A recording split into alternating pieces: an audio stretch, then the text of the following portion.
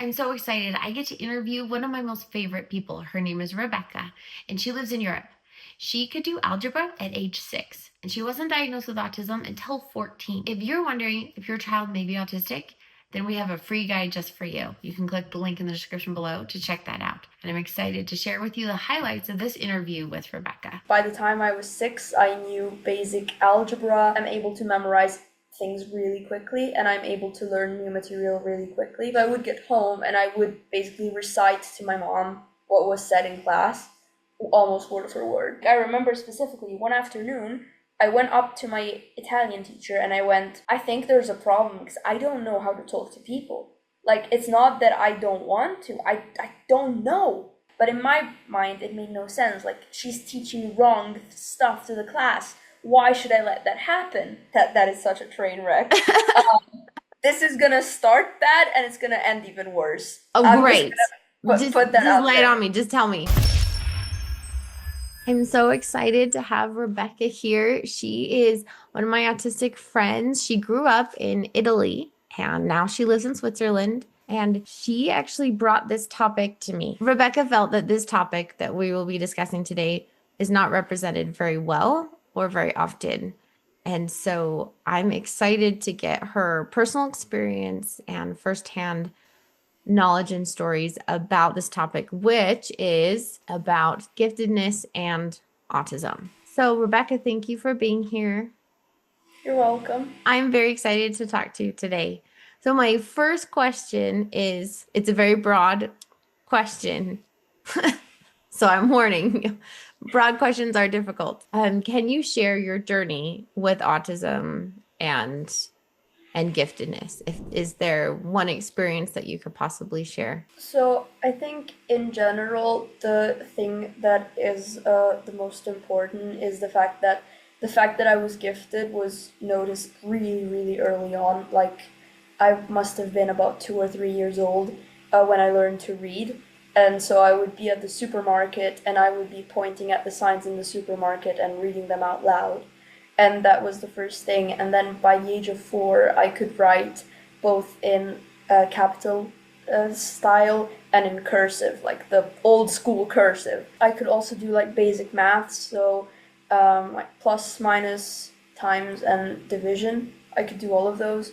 And by the time I was 6, I knew basic algebra, and I was just like basically at the year 5 of the math program, and I could read at about an fifth grader level, and I was 6, 5, 6.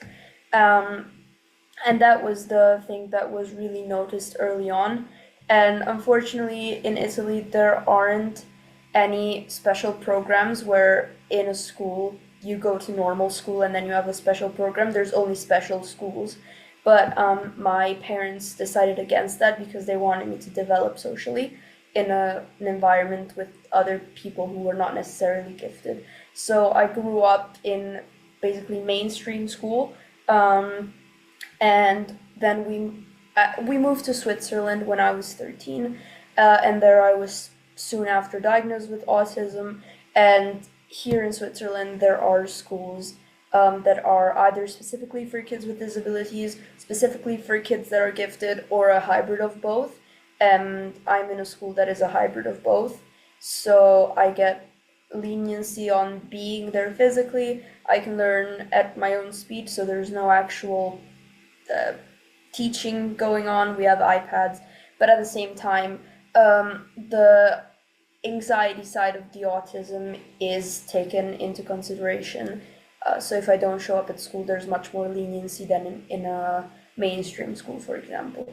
So I think like the major thing is the fact that I wasn't officially diagnosed as autistic until I was 14, but the giftedness was pretty much as long as I've been alive, it has been known, which is also not surprising because my dad tested with his IQ in the 150s when he was a teenager, and my mother tested in the 130s when she was a kid. So they both did expect that I was going to be smart, maybe not maybe gifted, but definitely on the upper side of the like distribution of the IQ. Yeah, that would be the answer, I think, to the broad question. So another question I have is, are there moments when one aspect, either your autism or giftedness, feels more prominent or influential? I think I can make an example for both. I think the moments where the giftedness really takes over is like in school when I'm learning. Then I think it's a mixture of both, but then the giftedness is much more visible because, for example, during exams, I will get a lot of bad looks from teachers because it takes me maybe half hour to write an exam that has a 3 hour timer, and then I still get grades. So just a bit out for context, grades in Switzerland go from 1 to 6. 1 is the worst, 6 is the best. And even if I take about 30 minutes to write an exam, I will have a 5.5. And that's not putting in my full effort. So that's when the giftedness really comes out when I'm learning, because I just am able to memorize things really quickly and I'm able to learn new material really quickly. Usually, if I listen to someone talk, I remember it like very well. As a kid, I could remember classes by heart. So I would get home and I would basically recite to my mom what was said in class, almost word for word. And then I would write that on the exam almost word for word as what the teacher had said. So that's when that comes out more. And the autism is really prevailing in, I would say, social situations. The giftedness is also visible because I have an approach to things and topics that is not average, but at the same time, not only the topics I approach, but the way I approach them is completely different. So I don't know how to start a conversation or keep it going. So basically, it turns into either a monologue or a one-sided interview. So either I'm interviewing the other person, or the other person is interviewing me, or it's just a monologue. And I don't have the ability to keep a dialogue going unless the other person is pretty much doing 90% of it. So that's when it gets really visible, and that's also what my parents noticed since I was younger, is that my conversations would be basically back and forth monologues. I would say something, then the other person would say something, and then I would continue what I was saying before. And another thing that is really visible about speech is that, for example, when we sit down and have a meal with my parents, I will be saying something at the beginning of the meal, then time passes, maybe half hour, an hour, and then at some point I will say, oh, and by the way, or like, oh, anyway, and then I continue a thought that I was having, and then everybody turns around and looks at me like, what are you talking about? And it's because my brain has been thinking about that same thing that I was talking about an hour before, but I've gotten like miles further because I kept thinking about it. So it's like if I'm reading a book and I'm on chapter 1, and then nobody reads until chapter 10, and then suddenly I'm talking about chapter 10. And then nobody knows what happened in between. They just have two completely separated thoughts. But for me, they're completely connected, and everybody should figure out what I'm talking about like immediately. That's the two scenarios where both kind of take over each other. The next question I have is, what are some common misconceptions that you've encountered with being both autistic and gifted? Well, the major is you can't be autistic if you're really smart. That was like the basis of my life. That's why I was never brought to see a therapist when I was younger. Was my mom actually thought I had ADHD, which I turned out to also have, but when I was like 6, she wanted to bring me to see a therapist for ADHD, and then everybody went, "But she's so good in school." And then she went like, "Yeah, I mean that's right. I mean, yeah." And also the fact that if you are gifted with autism, it's always this like really bad autism and really extravagant giftedness, like Rain Man.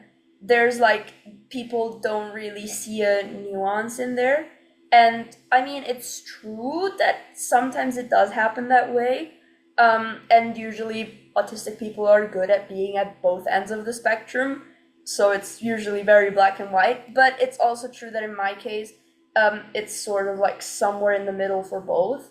So I'm not like a massive genius, but at the same time, I'm also not severely autistic where I'm nonverbal or also only communicate through echolalia.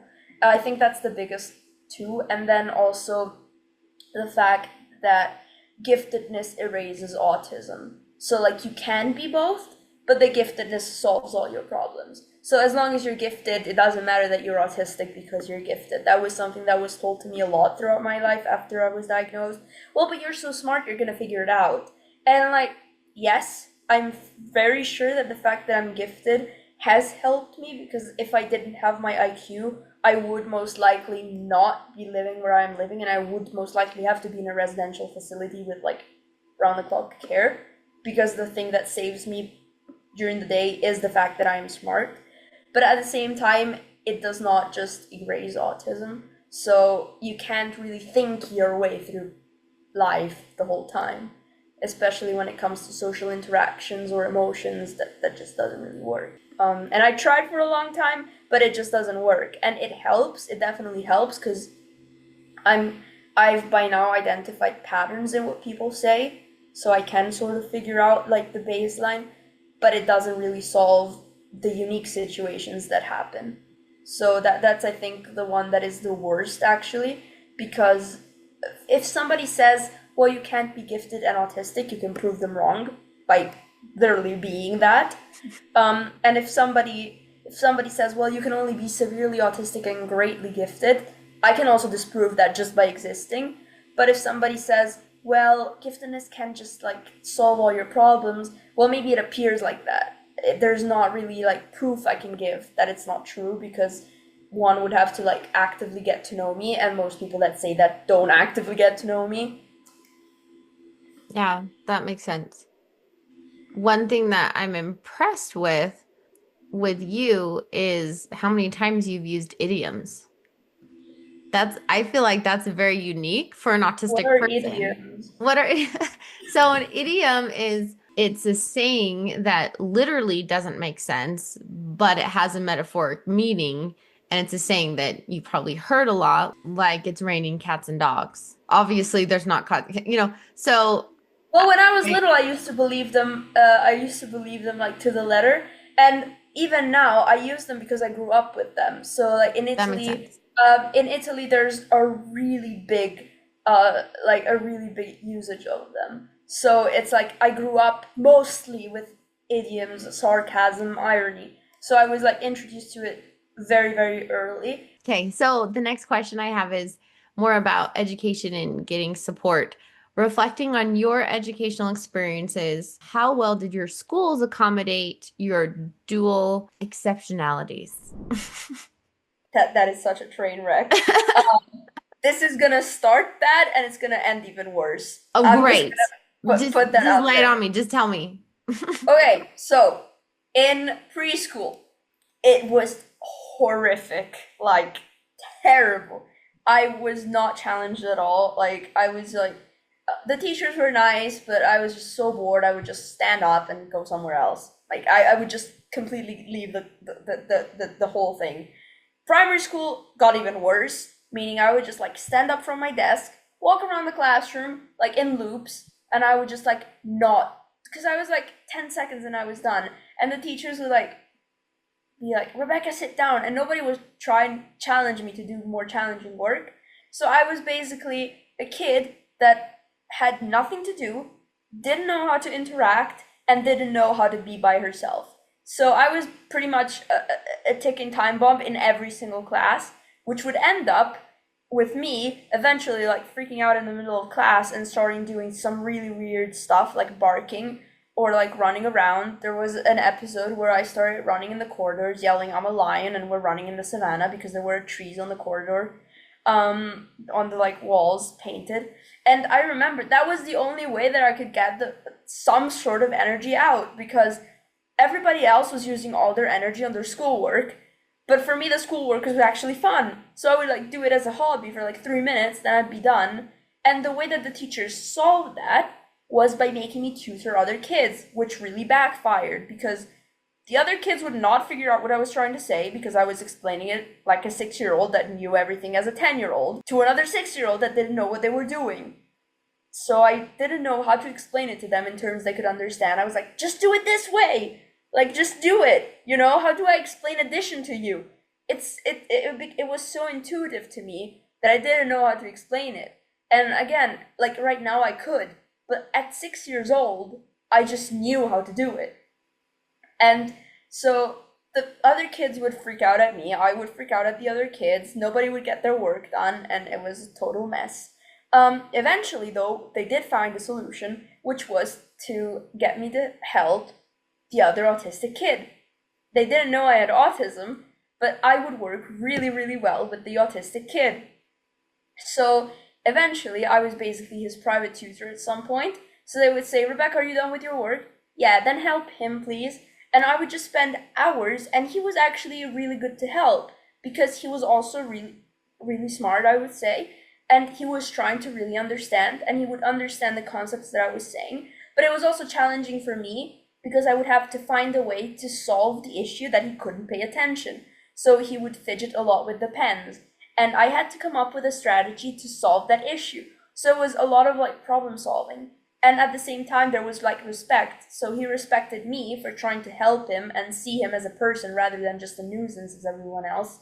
And I respected him because I saw that he actually put effort in it. And I also like saw it unfair, the fact that nobody gave him credit for what he did. So everybody would be like, oh, I'm not gonna say the name for obvious reasons, but like, he's so difficult, he's so slow. And then I would sit with him and he would go through an entire math problem sheet in like 10 minutes. Because the issue was that he would get so overwhelmed at the like 20 problems on the page that he would start looking at all of them together and he would completely freak out. And then he would just start screaming and hitting himself and hitting other people. And I figured that out and I was like, I would cover with my hand all the other problems and I'd be like, just look at this one. And then at some point he figured out that I was trying to help him. So whenever he saw me get to his desk, he would hand over all his pens and he was like, he would give me his backpack and go like, take this so I don't get distracted. And then if he was getting distracted with his own pen that he was using for writing, I would go like, okay, I'm gonna take your cap so you just have the pen to write. Is that okay? And he would go like, yes, please. So I wouldn't fight him for it. I would just explain it, like, if you get this done, then you can fidget as much as you like. I'm gonna give you everything back. So that was something that really helped. The fact that I had somebody to connect with, that I could help and actually use my brain to help, and not just somebody that was lazy and wasn't really caring. Like, he actually cared. When I got to middle school, that's when things went really, really wrong. The teachers were actually like, I'm pretty sure one or two of them were actually jealous of me because I would call out their mistakes in class. So like the math teacher actually got a lot of corrections from me over the couple of years that I was there. And eventually I learned that you shouldn't do that, but in my mind it made no sense. Like, she's teaching wrong stuff to the class. Why should I let that happen? So she eventually started like calling me out in front of the class and like giving me nicknames and stuff, which was really bad because she knew I was getting bullied. And with the autism, they also thought that it was just behavioral problems that I chose to have. So I got no support whatsoever. And when I would go and talk to them, like, why can't I make friends? Like, I don't know how to talk to people. Like, I remember specifically one afternoon, I went up to my Italian teacher and I went, I think there's a problem because I don't know how to talk to people. Like, it's not that I don't want to, I don't know. And she looked at me like, just go and say hi. And I was like, yeah, but I don't know how to do that. Like, I say hi and then what? And she was like, look, I don't know, just do it, just do it. And nobody ever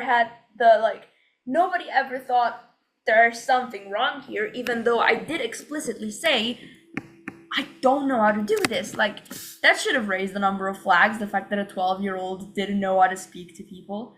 What recommendations would you have for educators, for teachers who are working with and supporting someone like you, someone who is autistic and also gifted? I think the biggest thing is don't assume, because like I think throughout my entire life. But I think that that's valid for like both giftedness and autism, but most especially if they're together. Just don't assume that somebody can or can't do something. So don't assume that just because I'm gifted, I can just get rid of my autism, but also don't assume that because I have autism, my giftedness means less or that I comprehend less. Just like actively try and see things from my perspective, and if you can't, ask. Yeah, and that kind of ties in with the story I said about that other kid.